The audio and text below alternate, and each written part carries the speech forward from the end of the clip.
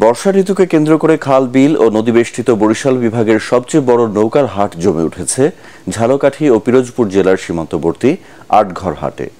২০০ বছরের পুরনো এই হাটে বিক্রির জন্য বিভিন্ন স্থান থেকে কারিগর এবং মৌসুমী ব্যবসায়ীরা আসেন নৌকা নিয়ে।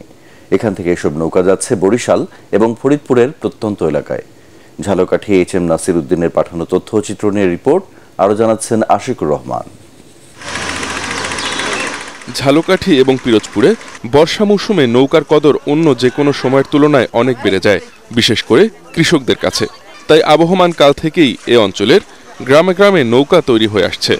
আর অসংখ্য মানুষের চাহিদা মেটাতে ঝালকাঠি ও পিরোজপুর জেলার সীমান্তবর্তী আটঘরে ২ শতাধিক বছরের বেশি সময় ধরে গ্রামের তৈরি এসব নৌকা নিয়ে হাট বসে আসছে। গ্রামের সাধারণ গাছ দিয়েই তৈরি হয় এসব ডিঙ্গি নৌকা। ২,৫০০ থেকে ৮,০০০ টাকায় বিক্রি হচ্ছে এক একটি নৌকা। বর্ষার ৪ মাস এখানে প্রতি শুক্রবার নৌকার হাট বসছে। তবে কাঠসহ নৌকা তৈরির উপকরণের দাম বেড়ে যাওয়ায় নৌকা তৈরিতে খরচও বেড়েছে। সে তুলনায় নৌকার দাম বাড়েনি বলে জানান কারিগররা। অনেক আগের পুরানা হাট, কেনা বেচা হয়, আমরা কিনে নিই, আরো মানুষ আয় কেনে।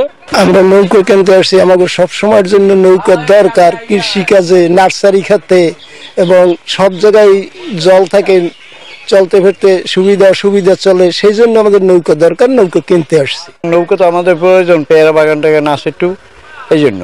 নৌকার দাম ধরেন স্বাভাবিক, কিন্তু খরচা পড়ে যায় বেশি। এই কাঠের দাম আগের থেকে বাড়তি, তারপর লোহার দাম বাড়তি, মিস্ত্রি খরচা বেড়ে যায়।